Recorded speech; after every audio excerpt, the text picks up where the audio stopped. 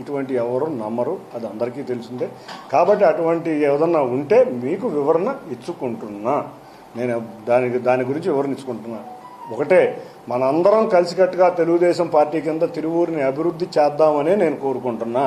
చంద్రబాబు నాయుడు గారు అహర్నిశలు కష్టపడుతున్నారు, పవన్ కళ్యాణ్ గారు కష్టపడుతున్నారు, లోకేష్ గారు అయితే మరీ ఎక్కడ పడితే అక్కడ ఇన్వెస్ట్మెంట్స్ కోసం తిరుగుతున్నారు. అయ్యా, తెలుగుదేశం పార్టీ అందరం కూడా కలిసికట్టుగా తిరువూరిని అభివృద్ధి చేయడంలో కష్టపడదాం. ఏదన్నా అపోహలు కనుక మన మధ్య ఏదన్నా ఉంటే గౌరవ ముఖ్యమంత్రి నారా చంద్రబాబు నాయుడు గారికి, లేకపోతే మన అధ్యక్షులు పల్లా శ్రీనివాస్ గారికి వివరించి నిజంగా ఎవడన్నా ఇబ్బంది పడుతున్నారు ఏదైనా చేస్తారంటే ఆయన కంప్లైంట్ ఇచ్చుకుంటామే కానీ మనం మాట్లాడుకుంటాం మంచి విషయం కాదని నేను తెలియజేసుకుంటున్నా.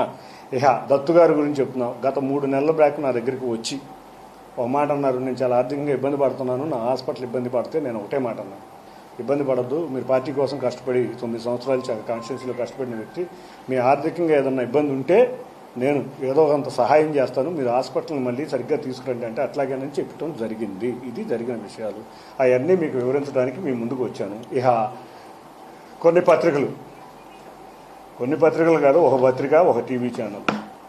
ఆ టీవీ ఛానల్ వ్యక్తికేమో జగ్గైపేట సీటు, మరి ఆ ఛానల్ ఇక్కడ ఉందో లేదో మరి నాకు తెలియదు కానీ ఎక్కడ కనపట్లేదు. ఆ టీవీ ఛానల్ వ్యక్తికి జగ్గైపేట సీటు గురించి ఒక జగన్ రెడ్డి దగ్గరికి వెళ్ళి ఒక ఇది తీసుకుని ఎప్పుడు చూసినా శ్రీరామ్ తాతయ్యని విమర్శిస్తాడు, తెలుగుదేశం పార్టీని విమర్శిస్తారు, ఇంకొకళ్ళందరినీ విమర్శిస్తూ ఉంటారు. ఇక రెండోది ఆ ఛానల్ ఉంటే ఉండొచ్చు కూడా, మరి వాళ్ళు ఎప్పుడు వివరణ తీసుకుంటాం కూడా ఉండదు.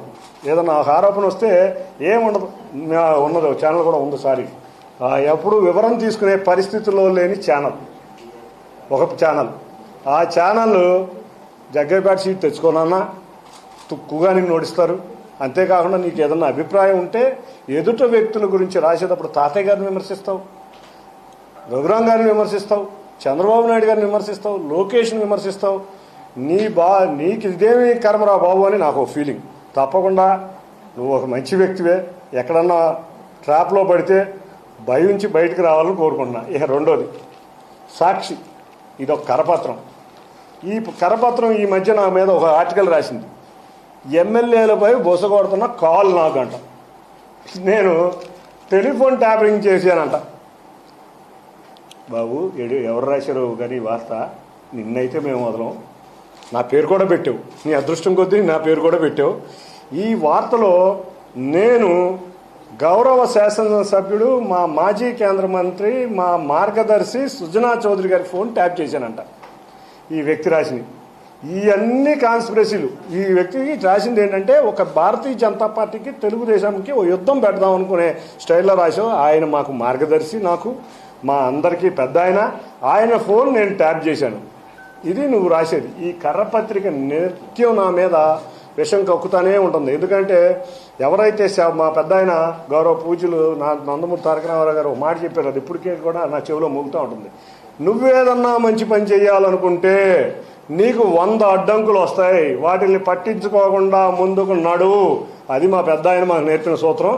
ఇటువంటి చెత్త కార్యక్రమాలు చేసే ఈ పత్రిక నిన్ను ఆల్రెడీ ఇవాళ ప్రెస్ ట్రస్ట్ ఆఫ్ ఇండియాకి కంప్లైంట్ ఇవ్వడం జరిగింది, క్రిమినల్ డిఫర్మేషన్ వేయడం జరిగింది. కమిషనర్ గారు కూడా మొన్న అడిగా, క్రిమినల్ డిఫర్మేషన్ వేస్తే కేసులు ఎందుకు కట్టట్లేదని.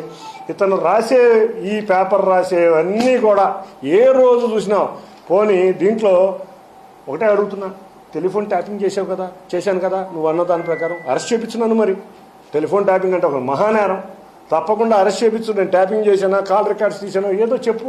కాబట్టి ఇటువంటి ఎన్నో కాన్స్పిరసీలు రాష్ట్రం మీద పడుతున్నాయి.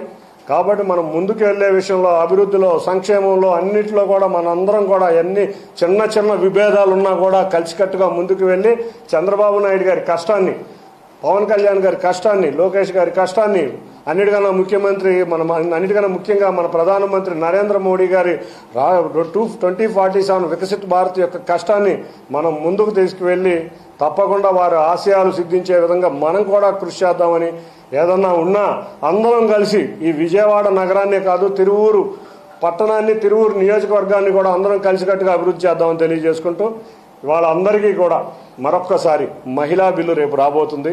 తప్పకుండా అందరి మహిళలకి మరొకసారి కంగ్రాచులేషన్స్ అండ్ ఆల్సో ఈ బిల్లు తీసుకొచ్చిన అందరికీ కూడా ధన్యవాదాలు. Thank you.